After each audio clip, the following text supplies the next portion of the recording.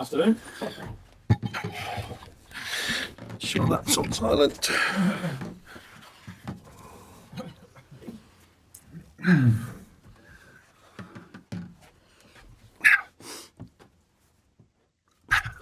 Yes, good. Thanks.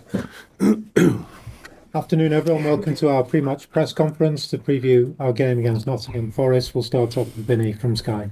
Sean, obviously today we've seen reports that the club could be close to another breach. Obviously the accounts are submitted next month, and then if there is a disciplinary process to go through, it is to be concluded by May, which would see any punishment impact the club this time around as well. So what concerns do you have that could be a potential problem for the club, and what have you been told about any risk the club is again close to breaching? Well, I certainly haven't been told any other than what's happened so far.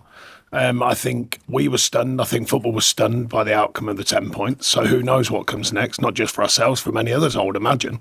Because the way it's sounding from the noise out there is that it's not just about us. There'll be others looked at possibly over time. We'll have to wait and see. So the fact of the last situation recently has stunned everyone, including myself. Then who knows what comes next? So we've just got to be ready for what comes next, the best we can. How does it impact, again, though, you and the group? Does it add any other layer of uncertainty as to what you need to do between now and the end? No, you definitely can't go on ifs, buts and maybes. The recent facts of what's happened are fact at this time. So I think that we park that and move forward. But we're not going to start worrying about ifs, buts and maybes. It's going to be more about the factual side of what's gone on so far. The 10 points currently are not there. So therefore, we've got to basically see through all the rest of it and crack on. It doesn't. The biggest thing for me, it doesn't change the facts of the matter. When I got here, we had to win more games. That's quite obvious. And that doesn't change. Regardless of all the noise, all the ups and downs of what goes on. And I've clearly spoken to the players about that to remind them, and we've agreed, that is the focus. It has to be the focus. It always was and it always will be. We've got to win games. And now, obviously, that's just been enhanced currently because of the 10 points that's disappeared. The facts are you got Forest away, Newcastle and Chelsea at home back-to-back, with the points deduction on top and 5 points to make up on 17th place. Thanks for reminding me, that's good. How difficult position do you feel you're in at the minute? Well, it's very difficult, but it's been difficult ever since I got here for varying reasons. So it's just another difficulty. On the other hand, we've shown good form. I think even the last game, against Man United, I don't think it's a 3-0 game. I think we played very well at many parts of that game, created lots of chances. We've got to continue doing that. We've done well on the road. We've kind of changed that storyline. Now we've got to change the home storyline and the storyline. And just when we were getting there, I felt winning down at Palace, I think the story was changing. I think the feel about Everton Football Club, the team, what we were achieving, what we were beginning to achieve, was clear. And then now, after the recent situation with the 10 points, it's changed again. So now we've just got to be flexible-minded, take on the next challenge and go out there and win more football matches. It's just the reality of what the situation is. How have you changed that storyline away from home? Because imagine you take a lot of confidence from those away performances and results, particularly against the likes of Brentford, West Ham, Crystal Palace, Villa in the Cup. Yeah, I mean, some work done by the staff on the training pitch, the organisational side of things, varying ways of playing and the style that we wanted to take on the road with us, but also the players' adaptation to the challenge. I felt somewhat there was a bit of a mental block from the storyline. I've spoken openly to you guys and spoken to the players about we're the only ones who can change the storyline, home or away. We're the only ones who can change it. The challenge has got harder, obviously, or certainly until the appeal. We don't know how that'll work out. So I think that a mixture of things. I don't think it's one thing. I think it's a mixture of things. I think the players' mentality towards playing away, the staff and myself encouraging different details in what we do. And different ways of attacking the away games and playing the away games to get results. And so far, it's been a good change around in the last 10 months or so that I've been here. What's been the difference away from home compared to at home? It's 9 goals on the road in the Premier League, just 5 at home. Yeah, scoring, 24 shots. Yeah, scoring. Yeah, the chance count at home. I don't know all the stats from the past, but it's high. So far this season, very high. I'm not sure historically it's high, but at this football club, but it certainly is from recent times. And So putting in the net at the end of the day, that's the undefinable moment for managers, for coaches, is the moment of truth when a player gets a chance to put it in the net, and they do. Away from home, we've done that. Created less chances, but been more potent, So now it's about finding the ways of believing and sticking with the belief in how the team are performing, because I think some of the home games this season have been real head scratchers how we've got nothing from it. And then, keep believing, keep asking the questions, keep knocking on the door of the opposition, keep affecting the games in a mixed way that I hope we can do, and we have done this season. But eventually scoring goals, and I think that's the truth of it, But you've got to keep doing the same thing. You've got to keep creating the chances. There's absolute clear focus on maintaining the high standards we've created, but you got to stop it in one end and put it in the other. You're seeing great composure away from home. I don't think it's necessarily composure. It's just a moment of truth, literally. I mean, sometimes there's been, a good save or a near miss or a deflection or whatever. But sometimes it's just the moment of clarity and the moment of truth to put the ball in the net. Finally, for me, just check on team news. Beto was training. Does he come straight back into the squad? No Calvert Lewin at training today. How likely is he to be part of things against Forest? And Onana, again, not with the group as well. How likely for him to be back? Yeah, Amadou in reverse order. Amadou's unlikely, I think. Beto's likely. He's back. He just got a minor kind of situation, but it needed some settling down. And that's settled, so we're pleased with that. I certainly trained today, which is good. And Don, we're just being careful with, so he's one of them. We'll make a decision over the next couple of days, just a bit of tightness. And as we know, he's got an up and down past over the last couple of years, and he's done very well recently with his fitness. So therefore, we're just monitoring. Thank you. Go to Julia at Radio on the side. Hey, Sean. Now you've played a game in this situation that you find yourselves in, and it's not yours or the player's fault that you're in the bottom three. Have you looked at the psychological side of it and if it's having any impact on the players? Other than sharing with the group any thoughts that they have about the situation, not really too much depth. I mean, like I say, the focus here has been, the outside focus has been pretty negative for the last certainly couple of seasons. So I don't think bad news is going to affect them too greatly, because they're used to having some bad news. This is a different kind of bad news, quite obviously, and somewhat out of their hands. And the focus about what we're trying to achieve as a group is still there, and I think that's been pleasing for me as manager this season. The response with the performance against Man United, because I thought it was a good performance, apart from the obvious, not winning. The response from that point of view was very pleasing. And I think there's a situation where I think all the players if not anything else, galvanised even further. I think it's one of them where myself, the players, were well aware of the task in front of us. It's changed quite considerably since the Palace victory. And now it's about seeing through all that and going, right, okay, well, this is what it is currently. This is what it is, and taking that on. Excuse me, and I can't enhance that enough to them or to you. Doucoure was key at the end of last season to stay up with his goal against Bournemouth. I know he's been speaking about his relationship with you and saying you've brought a team mentality to the squad. I know his stats are 9 Premier League goals since you've arrived, and he's been involved in 11 further goals. What does he bring to the side, and how is he sort of a vital player in these situations? Yeah, I think his energy and his commitment to the cause is good for a team-style player. He can find goals, he can find assists, he gets in great areas, and he's got a consistent feel for doing that. He doesn't lose faith easily. He'll get in the right areas. If he misses a chance, so be it. I'll get in there again and take on the next one. And I think that's a really good focus for a player of his quality, and also his understanding. He's been here a long time now, so he understands it. He understands the challenge, and I think he's a very good team player as well as a very good individual player. You mentioned Beto should be okay, and you check in on Dom. I know I've asked you this before, but are you getting any nearer to the point where you may have a game where you start them together? Yeah, I don't think it's about near or far. It's about the right time. It's about the using them in training to find out if it can work. Not just them. Youssef's doing very well. He keeps shifting forward. He's young. He's behind them in the sense of his experience, but I think he's improving. And I think between the three of them, there's a good unit there, a good mixture, sorry.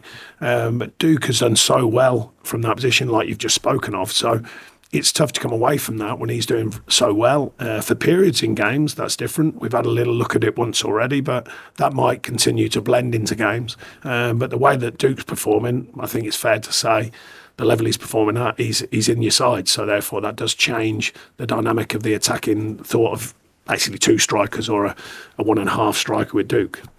There's been claims this week that contract talks for yourself have been delayed because of the situation. Yeah, I don't know where that's come from. Don't know where that's come from. There's been no contract talk. No, someone did send me it, but I thought that's the least of my concerns at the minute. There's a bit going on, so I'll be parking any of that talk, that's for sure, and cracking on with the team. Is it draining, this situation? To be honest, since I got here, it's been an interesting 10 months or so. Yeah, so I would suggest it's no more draining than some of the other stuff that we've been through, but we have come through it. We have worked our way through it. Myself, the staff, the team, the fans as well, all played their part. We've got to continue to do it. We've got to keep working hard. We've got to find our way through the latest setback, if you like, with the 10 points. There might be help on the way. We don't know if there's an appeal and how that works out. But at the minute, it's staying steadfast to what we're doing and steadfast to the idea that we've got to focus on winning games. And I've never come away from that, and I've never taken the players' eyes away from that. That's going to be the key for us, is remain true to what we're doing on the training pitch, take that into the games and go and deliver performances.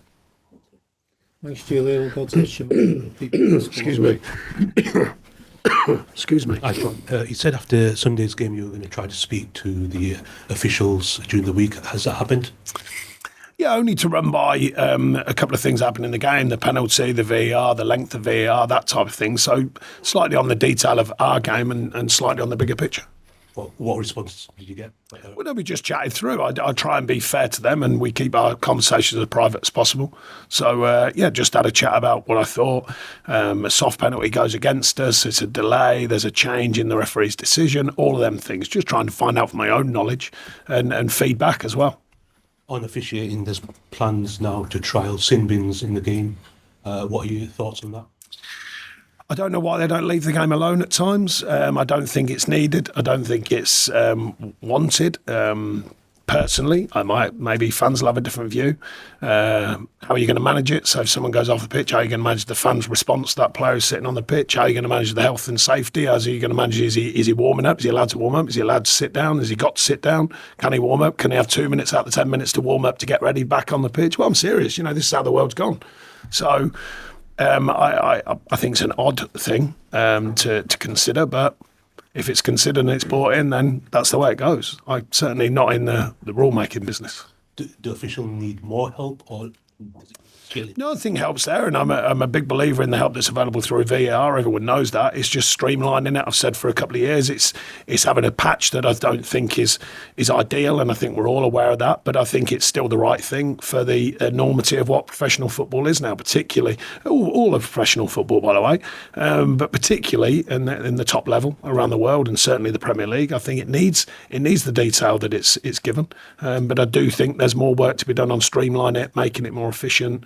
In my opinion, take the screens away. Other managers think different and they want to see the referee at the screen. I personally don't. If the decision's made, it's made. Simple as that. On VAR, lawmakers are recommending that the final decision is communicated to the fans by the referee. Is that going to help? Well, I can't see that. I don't know why. In my opinion, the best refereeing performances are often the ones you don't notice. I've felt that way about goalkeepers for years. When they're playing really well, you hardly notice them, apart when they make a big moment. I just think leave referees alone. I think take it all away, take the screen away, take the noise away, let them get on with their job, in my opinion. I think there's a suggestion that would allow the fans to understand. Most stadiums I've been in, it's unlikely the fans understand, trust me, just because the referee's given an opinion. I think that's unlikely to quell a fan base when there's 40, 50,000 people there, whatever there may be. And the club are going to submit their appeal against the 10-point deduction by tomorrow. Is that something you've been kept across by those upstairs? No. It's before my time. It's active before my time. The outcomes related to before my time, they've got it in hand. They'll be doing what they need to do, that's for sure. The club, that is, they'll be doing what they need to do. What's the feeling around the appeal? Do you think anything will happen? No feeling. Who knows? After what the first part is, who knows? We can only do what we can do. Thanks, Shane. We'll go to Fraser. Sean, just wanted your thoughts on Forest as a side this season. At home, not done quite so well, but by all accounts, performing pretty well and a really tough side still to beat. Yeah, I think the home record's been very strong since they got back in the Premier League.